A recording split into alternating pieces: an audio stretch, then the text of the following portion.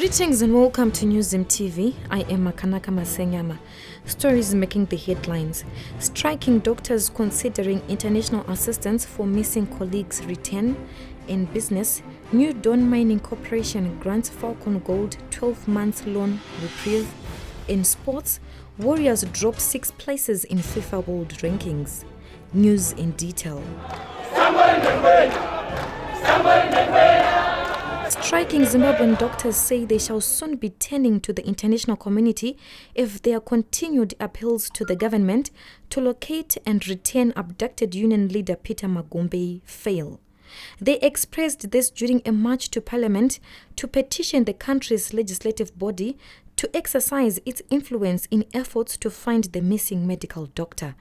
Addressing dozens of doctors and other health workers in Harare on Thursday, Zimbabwe Hospital Doctors Association Secretary General Dr. Jakada said after making appeals to the executive, legislature and judiciary for the safe return of their colleague, they were now escalating their demands with the international community. We are now calling to the international community to assist us as the healthcare workers and for us to resolve this impasse, because the situation in our hospital is so saddening and we don't draw any pleasure from it.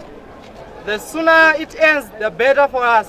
Magumbe, who was Doctors Association acting president, was reportedly seized by 3 men from his Harare home on Saturday, and his whereabouts remain a mystery, heightening fears around his safety.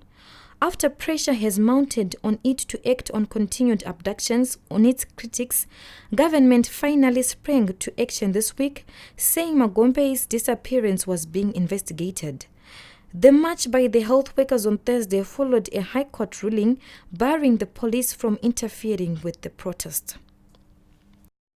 A grieving family of late Martin Mavunga was left stranded on Wednesday when the state withdrew its assistance towards the burial of the Mashonaland Central provincial hero. Mavunga was supposed to be buried on Wednesday at the provincial hero's acre in Bindura, but Nyaradzo Funeral Services, the army, police and other service providers left soon after his family announced on the day of the burial they want him buried in Mondoro, a different province. ZANU-PF Mashonaland Central Provincial Chairperson Kazembe Kazembe confirmed this in an interview with newzimbabwe.com. The moment the body moves to Marsh West, it's now Marsh West that takes over. Yes. Thank you so much. Yes. But obviously those who want to go there and also pay their last respects, they are free to go there. I know a lot of people are going to accompany the body there. Yes. Because remember, this person has been declared a hero, a provincial hero. So regardless of where the body is going to be buried, he is still a hero, a provincial hero.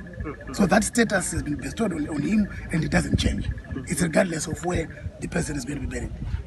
Right. We had made the preparations because we had to.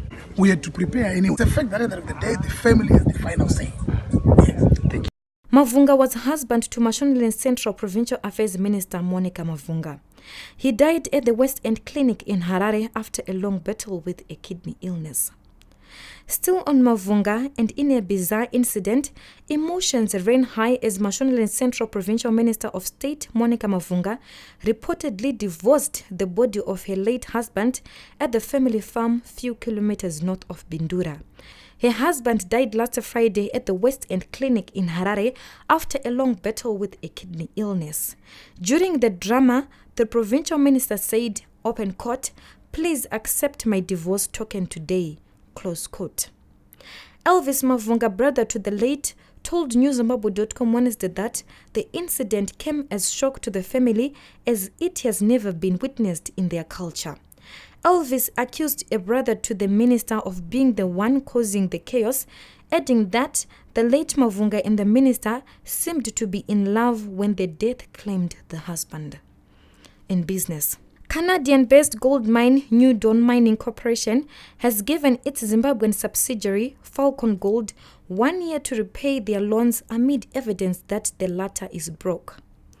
The decision was communicated by Falcon Gold's board chairperson Ian Saunders after clarifying the critical financial position which the company is going through.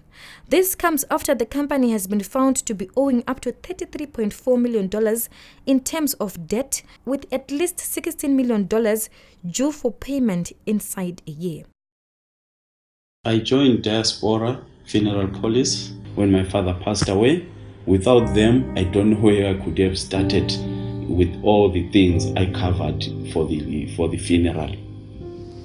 For me, to be honest, Diaspora Cash Plan, it was very easy, good transaction. It was only a matter of a phone call. Then they said they would do everything the rest.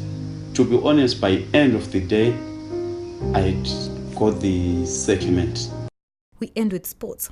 Zimbabwe's senior national football team slumped 6 places on the latest FIFA World Rankings from 112th to position 118. This is after their shock defeat to Continental Minnows Somalia in the first leg of the preliminary round fixture of the 2022 FIFA World Cup early this month.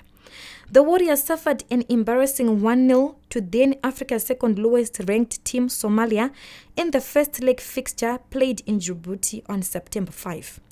Ranked 202nd in the world at the time, Somalia halted a run of 19 successive defeats, stretching back 8 years when they transferred their misery to the Warriors. The next edition of the rankings will be released on October 24. Reporting for newzimbabwe.com, I am Makanaka Masenyama. For this and more stories, visit our website www.newzimbabwe.com and subscribe to our YouTube channel, Newzim TV.